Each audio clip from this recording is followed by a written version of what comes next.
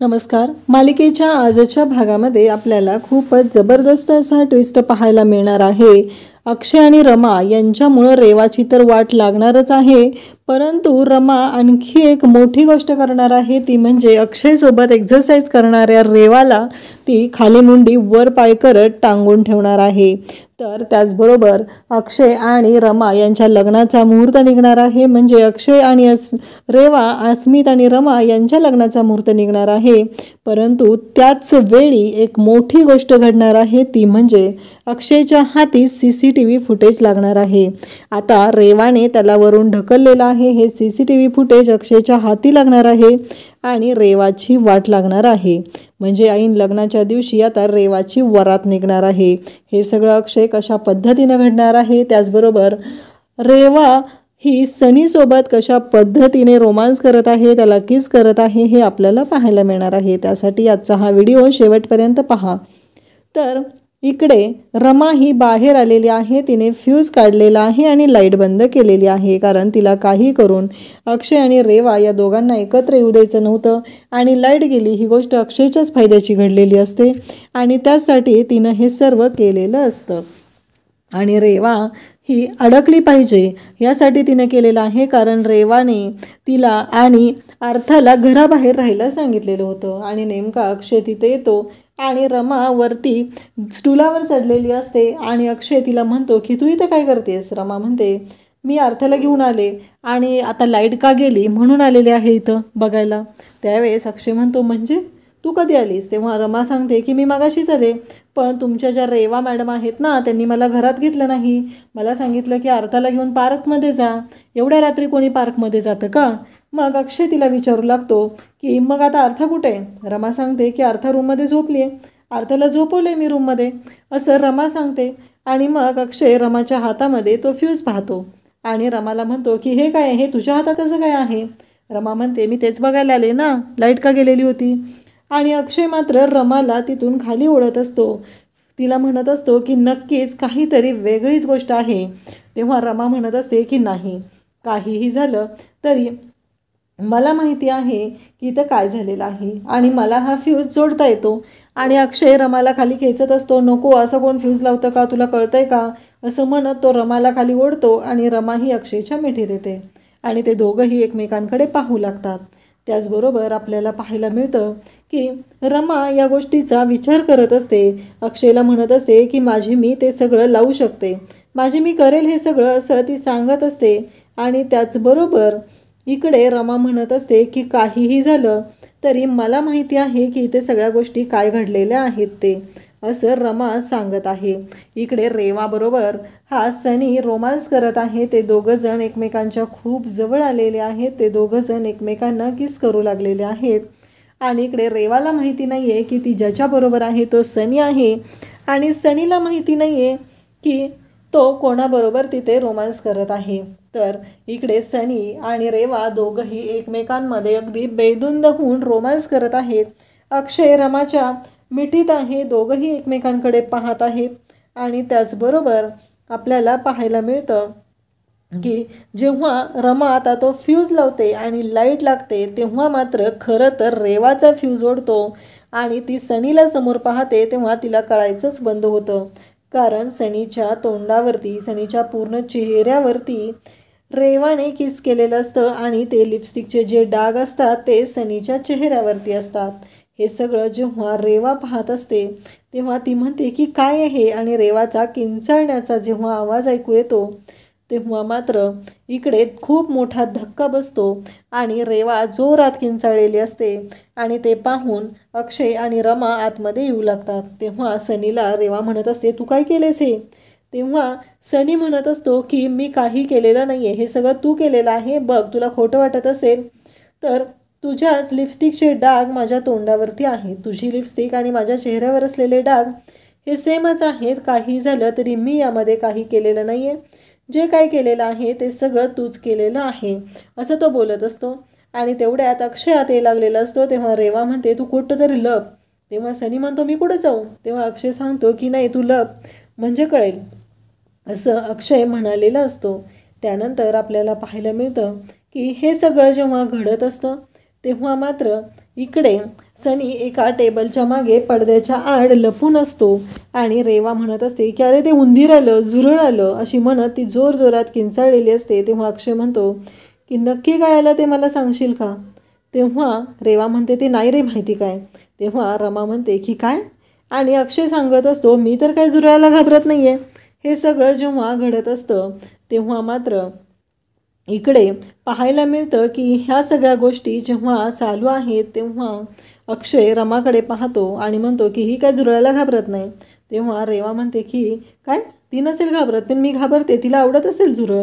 अक्षय सांगू लागतो ही तर ना कचरा काढताना घरातला ते झुरळाची जी मिशी आहे ना ती अशी पकडते आणि अशी उचलून बाहेर नेऊन टाकते.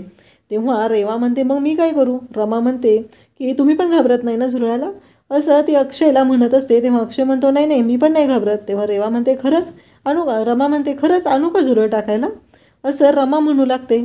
आणि त्यानंतर आपल्याला पाहायला मिळतं की रमा आणि अक्षय एकमेकांकडे पाहू लागतात कारण अक्षय ही झुरळाला खूपच घाबरत असतो हे रमाला माहिती असतं.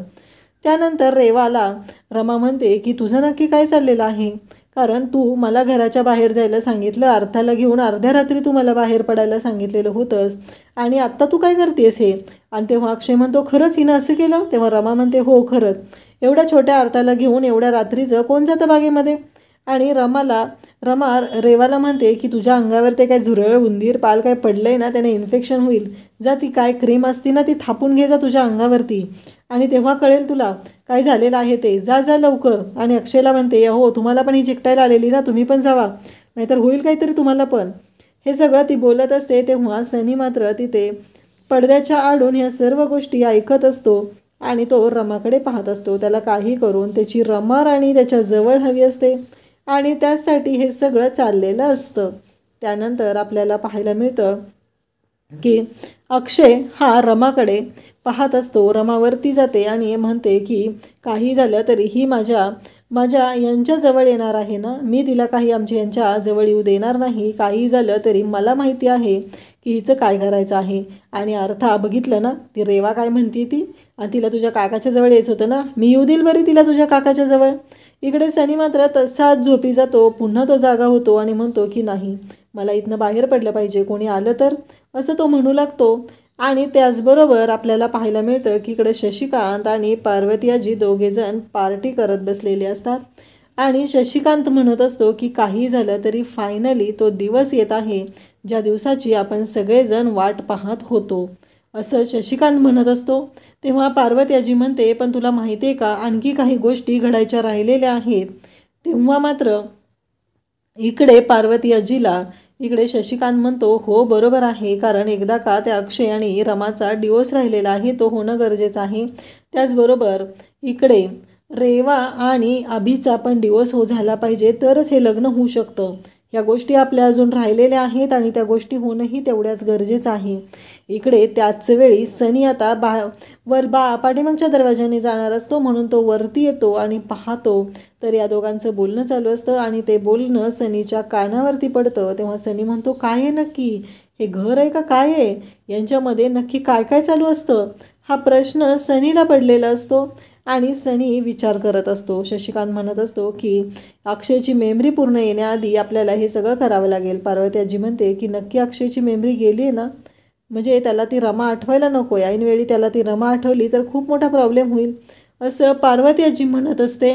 आणि त्याचवेळी शशिकांत म्हणतो नाही ग त्याला काहीतरी थोडंफार पॅचेसमध्ये आठवत आहे पण एवढं काय ते मॅटर करत नाही आहे, असं बोललं जात असतं. आणि तेव्हा मात्र आपल्याला पाहायला मिळतं की दुसऱ्या दिवशी सकाळी आता रेवा तयार होऊन आलेली असते. ती जिमला जायचं असतं, वर्कआउट करायचं असतं म्हणून शॉर्ट ड्रेस घालून आलेली असते. आय्याजींना ती म्हणत असते की आय्याजी आता ना मला जिम करणं गरजेचं आहे, फिट राहणं गरजेचं आहे लग्न होईपर्यंत. तेव्हा आय्याजी म्हणतात एवढं पण नको फिट होऊ की दिसणारच नाहीस. तेव्हा अक्षय कुठं आहे असं ती म्हणू लागते. तेव्हा पार्वती आजी म्हणते की अजून उठला नसेल तो. तेव्हा रेवा म्हणते नाही मला त्याने सांगितलं होतं तो उठणार आहे म्हणून, मी त्याला रूममध्ये जाऊन पाहते, असं म्हणत ती रूमकडे जाऊ लागते आणि अक्षयला शोधत असते. तेव्हा पार्वती आजी म्हणत असते की अगं तुझं काय चाललं आहे नक्की, आणि काही झालं तरी अक्षय नाही येणार वर्कआउट करायला. ती येते, अक्षय कॉफी घेत असतो, अक्षयला म्हणत असते की वर्कआउट करायला चल.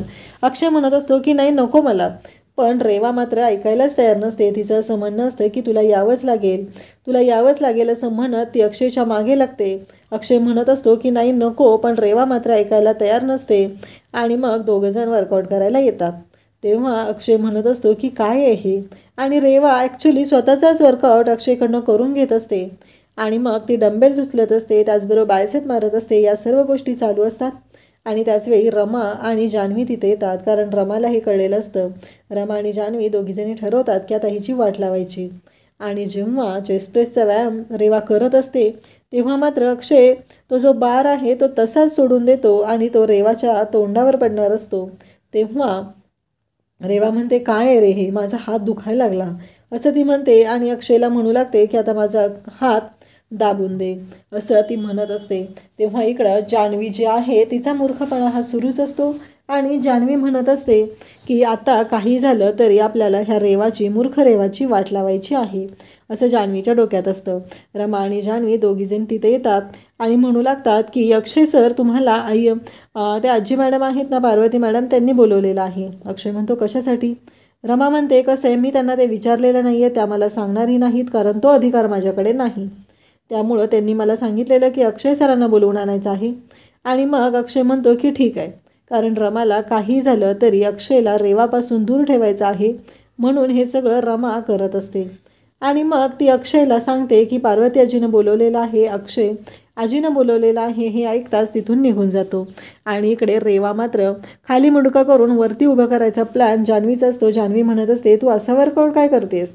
अगं यापेक्षाही चांगला वर्कआउट मी तुला सांगते, कारण मी तो करायचे माझ्या लग्नाच्या आधी 1 महिना. म्हणजे हेड जे आहे ते पूर्ण खाली करायचं आहे आणि त्याच्यावरती उभं राहायचं आहे, म्हणजे हेडस्टँड त्याला म्हणतात गं. तो वर्कआउट मी करायचे आणि तो वर्कआउट केला ना स्किनवर खूप छान ग्लो येतो असं रेवाला ती सांगत असते. तेव्हा रेवा म्हणते काय खरंच? तेव्हा रेवाला तर ही गोष्ट पटलेली असते. जान्हवीने सांगितलेलं असतं की हा वर्कआउट केला की खरंच खूप छान होतं, चेहऱ्यावर ग्लो येतो. आणि आता उद्याच्या भागामध्ये आपल्याला पाहायला मिळतं की आता गुरुजी सांगत आहेत की पुढच्या महिन्याच्या 9 तारखेचा मुहूर्त निघत आहे आणि मग त्या 9 तारखेचा जो मुहूर्त आहे त्या मुहूर्तावरती अक्षय, रेवा त्याचबरोबर यांचं लग्न होणार आहे. हे सगळं ठरलेलं असतं. आणि त्याचवेळी शशिकांत मात्र खुश होतो आणि म्हणतो बछड्या, पुढच्या महिन्याच्या 9 तारखेला तुझं लग्न आहे. अक्षयला मात्र राग येत असतो. त्यानंतर आपल्याला पाहायला मिळतं की अक्षयला कॉल येतो आणि त्याने CCTV फुटेज ज्या माणसाला रिकवर करायला सांगितलेला आहे त्याचा कॉल तो आलेला असतो. आणि तो माणूस अक्षयला सांगत असतो की सर CCTV फुटेज मिळालेला आहे आणि तुमच्या PC मध्ये ती फुटेज मी सेव्ह करून ठेवलेलं आहे, हे अक्षयला तो सांगू लागतो. अक्षयला मात्र खूपच भारी वाटत असतं. फायनली रेवाच्या विरोधात पुरावा मिळालेला आहे. तर इकडे रेवा मात्र टेरेसवर गेलेली असते आणि ती रमाला म्हणत असते की तुला काय वाटलं, आज अक्षय माझा होऊ शकला नाही, पण उद्या मी काय करते ते बघ असं ती रमाला सांगत असते. तेव्हा रमा म्हणते म्हणजे? तेव्हा ती म्हणते की उद्या मी अक्षयला किस करणार आहे, काही झालं तरी मी अक्षयला किस करणारच आहे असं रेवा सांगत असते. तेव्हा रमा म्हणते की तू यांच्या सावलीला पण टच करू शकणार नाही, यांच्या जवळ जाण्याची तर लांबचीच गोष्ट आहे असं रमाने ठरवलेलं आहे. तर रमाने हा सगळा आता रेवाला उद्ध्वस्त करण्याचा प्लॅन केलेला आहे आणि त्या प्लॅनमध्ये आता रेवा पूर्णपणे अडकलेली आहे. अशाच अपडेटसाठी चॅनलला सबस्क्राईब करा. थँक्यू.